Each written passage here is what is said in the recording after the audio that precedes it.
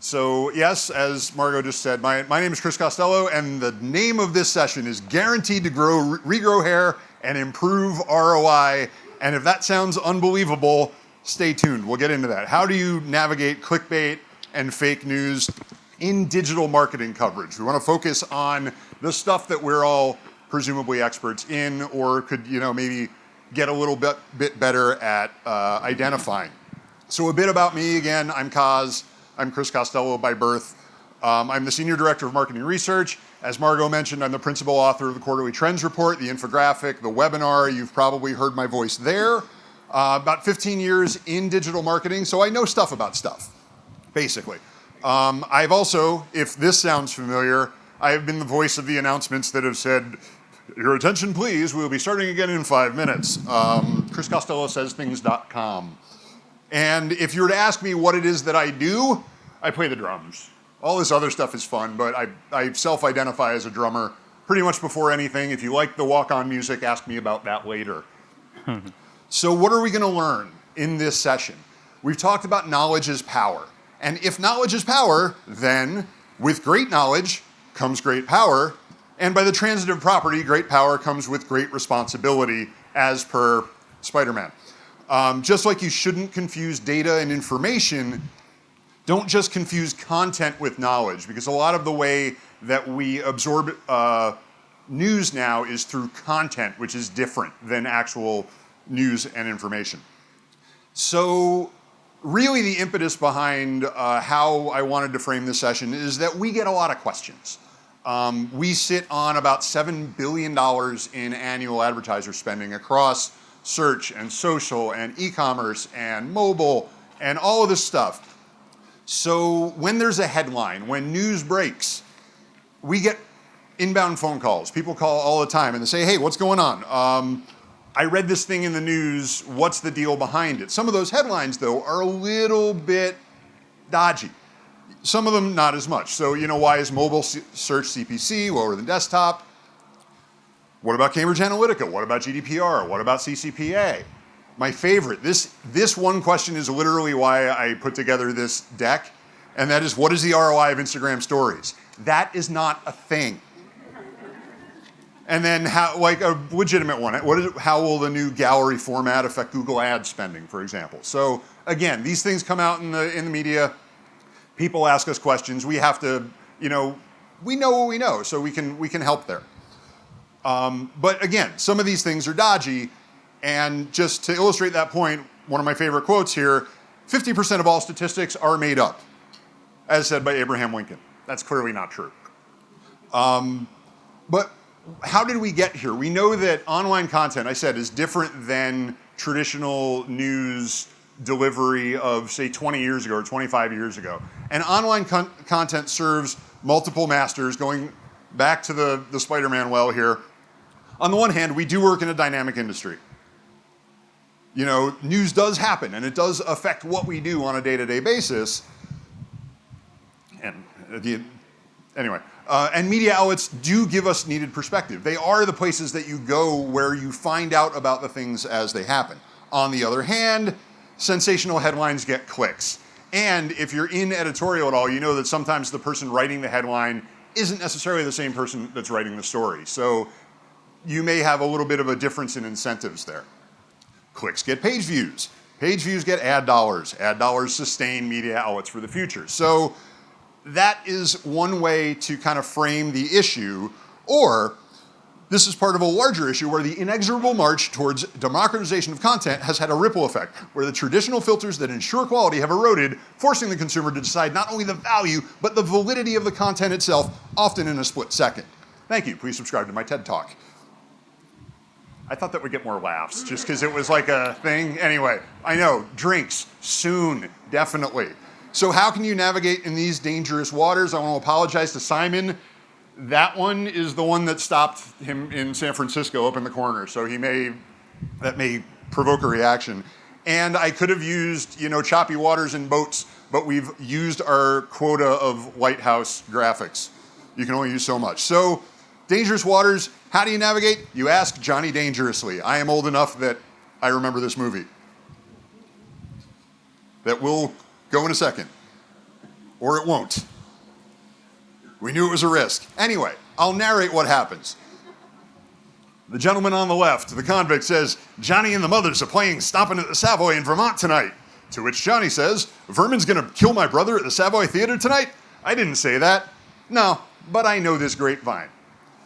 So how do you navigate in this environment? Know your grapevine. And a couple ways you can identify things. Was the information anecdotal? Was it data-driven? Was it consistent over time? Was it describing a trend, or was it a one-shot kind of thing that happened? Is it a neutral point of view? And what is the context? I always kind of use the shorthand of compared to what? Hey, 25% of something happened. Well, what's the normal rate of that? We don't know. And if they don't tell you, it's because they're typically trying to get one by on you. And then by and large, if something sounds unbelievable, it probably is. On the next. So, a couple of examples. And one thing I want to stress about these examples is there typically is something true there. There is something to what kicked off the story. Like, as a personal example, I can tell you that I almost had an audition to play drums for the Smashing Pumpkins. This relies on a very generous definition of the word almost. There's always going to be a tell, and what I want to help you do is understand what those tells are to see if someone's trying to perhaps exaggerate something for effect to get you to click on a link to get you to come to their website. For example, and Frank just kind of, I don't really have to debunk this one. Frank did it for us in the fireside chat. E-commerce spending is affecting other channels, or it's clobbering other channels. And you see this story from October of last year. What I'd like to call out, in some cases, brands are moving 50 to 60% of their Google search ad budgets to Amazon, according to 2 media agencies. Okay, it's still a thing. It's not saying it's not happening, but the whole sky is falling framing is maybe a little misleading. Now, again, Kenshu, we have data. How can we look at our data to come up a way to address this? So what we have here is the blue bars are search clients on Kenshu in the e-commerce vertical. The light blue bars are the advertisers who are on Kenshu for both search and e-commerce with the same billing ID. There's always like something in there that's happening. It's not a huge sample. It's not necessarily the definitive thing on that, but actually if you look at it, the ones that are doing both actually had greater growth in spending over the last 5 months than those who were search only. Now, we don't know if the search only are doing e-commerce somewhere else. That's a given. But if we do try to investigate this, we don't necessarily see the level of volume from the headline. And we've got the data that we can get at to say that, hey, that's actually bigger than that. Maybe you should pump the brakes on that narrative. Here's another one that I love. Everyone is moving all their Facebook spending to Instagram. Oh my God. And the thing I would point you to here in the headline is growth rate. Instagram's growth rate is booming. And to talk about what that is, who here is familiar with the webcomic XKCD? We have XKCD. This is my favorite XKCD comic ever. I know the screens are small. I'll read it to you. Frame 1. You should check us out. We're the fastest growing religion in the country. Fastest growing is such a dubious claim. It's true. We grew by 85% over the past year. Hey, Rob, want to join my religion? Yeah, sure, whatever. Well, it looks like my religion grew by 100% this year. We have 38,000 members. Hope they're all okay with second place. Small things grow fast. So yeah, if something is newer, it's smaller, it is going to grow faster. We saw this with, we still see this today with overall search growth or overall social spending compared to search growth. So small things are going to grow faster. Don't get wrapped up in the deathmatch framing of these things. How about the Kenshu data? Here, what we can do is if we take all the accounts we have that are running on Facebook, we can look at how their spending shakes out by placement, and then we can plot that by how many of them have 10%, 20%, 30%. It's a histogram of Instagram spending. It's an Insta-histogram. And what you can see from that is actually not a lot of advertisers, or most advertisers are actually in that maybe under 5% range of total budget. You don't see many that are spending most of their budget on Instagram. Again, not really a thing. That doesn't mean Instagram's not growing. It doesn't mean that dollars are not shifting towards Instagram, just not with the fervor that some people would have you think. And this is where, Facebook has placement optimization. Kenshu has bid multipliers for placements. We have ways to help you manage that because it is a transition and you are going to want to manage it and you are going to want to be mindful of it, but just don't buy too much into the framing of the headlines. And then my favorite, which is the spending on something is flatlining. Even with Yoav's question about, oh my God, agencies are doomed. That's, that is the extreme version of the headline. So here are a couple examples. This is how Google will collapse. Is the digital duopoly declining? This one you can tell from the headline because it talks about share of ad dollars dropping. Doesn't say whether they're growing or not, just says that as a piece of the pie could be getting 10 times as big, but the share is smaller, so oh my God. And then some advertisers are quitting Facebook. Some. What is some? It could be one sourced advertiser in there. So again, back to the data. If we look at same-store growth for our big three channels of search, social, e-commerce over the last 5 quarters, to quote another 80s movie, where do these bars go? They go up. So you see, anybody? Ghostbusters? Yeah? All right. You guys really need drinks. I'll keep this moving. So now, but we are going to do audience participation first. So to do this, it's going to be legit or bull, something that rhymes with that. So I'm going to show you a headline. You tell me if you think it's legit or maybe they're messing with you. Pivot to traditional, direct-to-consumer brands sour on Facebook ads. Who thinks that's legit? Who thinks that's bullsh? Good call, good call. It's a small segment of the whole. How big is direct-to-consumer? Yes, it is a very fast-growing segment. But remember, small things grow fast. And also, if you read the article, you would see that they'd kind of maxed out Facebook. It's like all these a bunch of advertisers put all their eggs in that basket and realized that wasn't going to get to the next step. So yeah, as a share of total, Facebook's going down. But they're still increasing their budgets because they're growing like gangbusters. Here's another one, Instagram checkout, set for failure. Bullsh.